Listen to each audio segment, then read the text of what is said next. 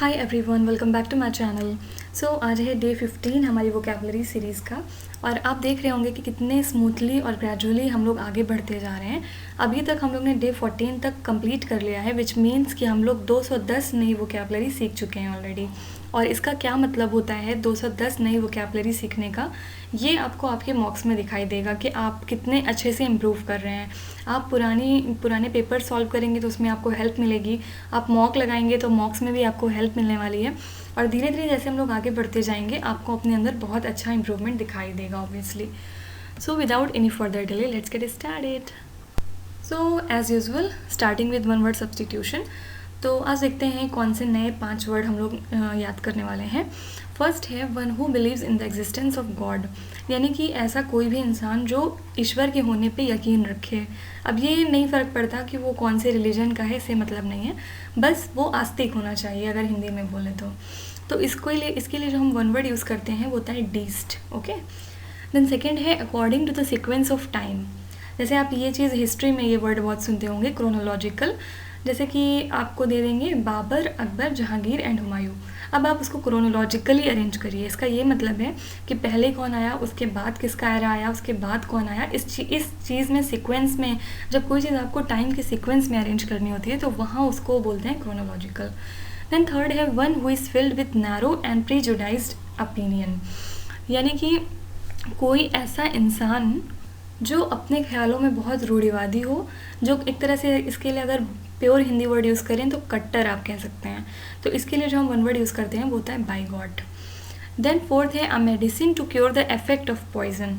अगर आपने क्रिश 3 मूवी देखी हो तो इसमें इस वर्ड का बहुत यूज़ हुआ था, एंटीडोट। देखिए ये सारे वर्ड्स आपके आसपास ही होते हैं। क्रिश 3 आई ट्रूली बिलीव कि 90% लोगों ने देखी होगी क्रिश 3, लेकिन इसमें एंटीडोट इतनी बार बोला था, लेकिन आपने कभी नहीं सोचा होगा कि इसको याद भी कर लेते हैं, एग्ज़ाम में भी पूछा जा सकता है।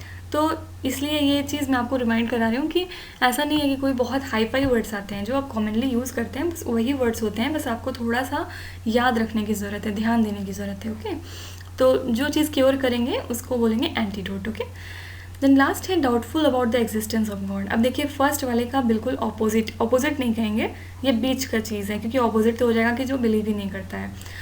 तो मतलब जिसको शक हो, जो कंफ्यूज हो कि पता नहीं ऐसा हो गॉड जैसी चीज़ कोई होती है या नहीं होती है, जो ना पूरी तरह से आस्तिक हो और ना ही नास्तिक हो, तो उसके लिए जो वन वर्ड यूज़ करते हैं वो होता है एग्नोस्टिसिज्म। ओके, और जो लोग ऐसा करते हैं उनको बोलते हैं agnostic. Okay, coming to idioms and phrases now. First है फ्रेंच लीव। फ्रेंच लीव का मतलब होता है कि बिना बताए काम से छुट्टी ले लेना, मतलब भाग जाना एक तरह से। अगर आपने बताया नहीं तो छुट्टी किस बात के लिए।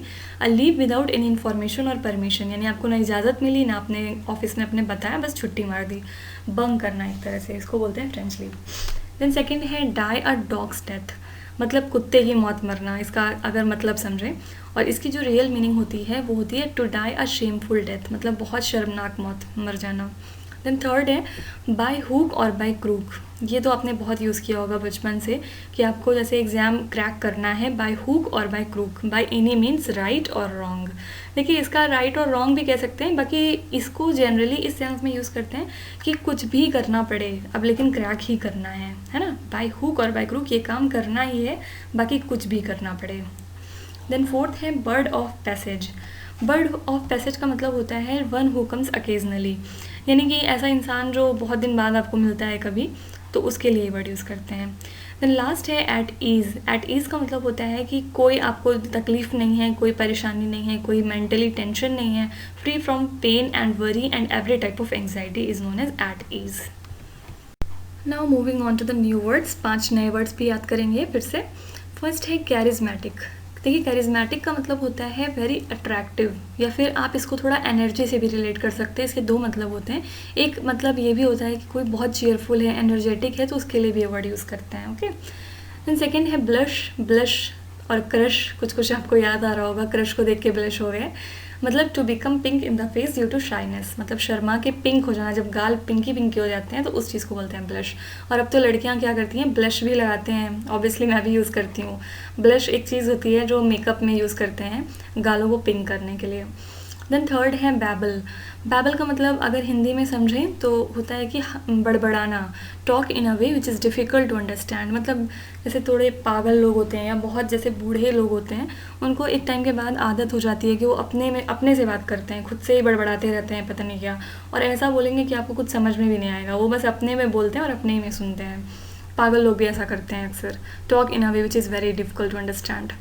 देन फोर्थ है अगास्ट। अगास्ट का मतलब होता है sudden feeling of shock and worry, यानी कि कोई आपको ऐसी न्यूज़ मिली जो काफ़ी अनप्लेजेंट थी, जिसकी वजह से आपको शॉक लगा और आप परेशान भी हो गए, तो उसको बोलते हैं अगास्ट। देन लास्ट है एबोरिजिनल। एबोरिजिनल का मतलब होता है, अब देखिए ओरिजिनल का मतलब क्या होता है। ओरिजिनल मतलब देखिए जैसे आपने अगर वैम्पायर डायरीज़ देखी हो, ये एक हॉलीवुड सीरीज़ है, उसमें ओरिजिनल्स होते हैं, यानी कि क्या होता है कि जो एकदम एक तरह से मूल होते हैं, उसके जो भी चीज़ है उसका जो मूल है वो होता है ओरिजिनल, यानी कि नेटिव। अब जैसे कोई कहीं पे कोई भी संस्कृति है या कल्चर है, तो वहाँ वो कैसे आई, क्या कहाँ से उसका ओरिजिनल जो प्लेस है वो क्या है ना। तो इसका मतलब होता है नेटिव, यानी एक तरह से अगर हिंदी में बोलें तो आदिवासी जो होते हैं उनको भी बोलते हैं ओरिजिनल, यानी कि वो ओरिजिनल्स हैं बिल्कुल। Okay, it's time to test your knowledge now. तो पिछली वीडियो में हमने जो भी पढ़ा अब तक उसके बारे में छोटा सा टेस्ट है। फर्स्ट है यहाँ पे क्योस। क्योस एक वर्ड है, इसका मतलब आपको बताना है। तो क्योस का मतलब क्या था, कंप्लीट डिसऑर्डर, यानी कि हर चीज़ अस्त व्यस्त होना। तो जैसे आपका रूम अगर हर चीज़ बिखरा पड़ा है, आपकी टेबल पे बुक्स इधर पड़ी हैं, पेन उधर पड़ा हुआ है, तो इसको बोलते हैं क्योस। या फिर हो सकता है कि आपके मेंटली क्योस भी हो सकता है कि आपके दिमाग में एक साथ बहुत सारी बातें चल रही हैं और कंफ्यूज हैं, आप परेशान हैं, तो ये होता है क्योस। देन सेकेंड है अबॉमिनेबल। इसका मतलब होता है कोई बहुत बुरी चीज़, गंदी एक तरह से आप बोल सकते हैं। हिंदी में और शुद्ध हिंदी यूज़ करें तो घृणित, एक तरह से घृणा करना किसी चीज़ से, ऐसी इतना गंदा है कोई चीज़ कि आपको घृणा आ रही है उससे, वेरी बैड और वेरी अनप्लेजेंट। देन थर्ड है सेंटर ऑफ अट्रैक्शन। इसके लिए वन वर्ड क्या यूज़ होता है, साइनोश्योर, मैंने आपको बताया था। देन फोर्थ है बाय फिट्स एंड स्टार्ट्स। ये भी एक ईडियम है, इसका मतलब था इरेगुलरली, मतलब कोई चीज़ बिल्कुल भी टाइम से नहीं हो रही है। जैसे मैंने आपको इसका एग्जांपल वीडियो में ये दिया था कि आप पढ़ाई इरेगुलर तरीके से करते हैं, तो उसके लिए यहाँ पे यूज़ कर सकते हैं। क्या एक दिन आपने 5 घंटा पढ़ा, दूसरे दिन 0 घंटा पढ़ लिया। देन लास्ट है 100th एनिवर्सरी, यानी कि जब आपकी कोई मतलब ऐसी चीज़ जिसका 100th बर्थडे आता है, तो उस चीज़ को बोलते हैं सेंटेनरी। ओके, जैसे फॉर एग्जांपल आपका घर बना है, अब मान लीजिए उसको बने 100 साल हो चुके हैं, तो ये क्या बोलेंगे कि उसका सेंटेनरी आ चुका है। So with this we are done with our today's task and thank you so much for watching till the end. इसी तरह धीरे धीरे हम पढ़ेंगे वोकैबुलरी और एक दिन वोकैबुलरी पे अपनी कमांड बहुत स्ट्रॉन्ग करेंगे। तो अगर आप ये सीरीज़ अभी से देख रहे हैं, अगर आप इस चैनल पे नए हैं, तो please follow the series consistently. आप डे 1 से स्टार्ट करिए और तब यहाँ तक आइए, और जितना कुछ भी है याद करने का ज़िम्मा आपका है। कैसे भी आप याद करिए, स्क्रीनशॉट लेके या नोट्स बना के, ये मेरा प्रॉब्लम नहीं है, ये आपको लेकिन याद करना है। और एज़ यूजुअल हर 10 दिन के बाद हम लोग एक मेगा क्विज़ भी करते हैं। तो डे 20 के बाद एक छोटा सा क्विज़, कह सकते हैं छोटा सा क्या, बड़ा ही सा ऑब्वियसली मेगा क्विज़ होगा वो। जैसे इस वीडियो में हम लोग जो लास्ट में करते हैं वो छोटी सी क्विज़ होती है, लेकिन उसमें हम लोग मेगा क्विज़ करने वाले हैं। तो please like share and subscribe to my channel. इसके अलावा हम लोग एक जनरल अवेयरनेस की भी सीरीज़ कर रहे हैं, जिसमें हम लोग MCQs प्रैक्टिस करते हैं हर सब्जेक्ट के शेड्यूल वाइज। तो अगर आप इंटरेस्टेड हैं तो please watch it as well. So we'll meet in the next video very soon. Bye bye.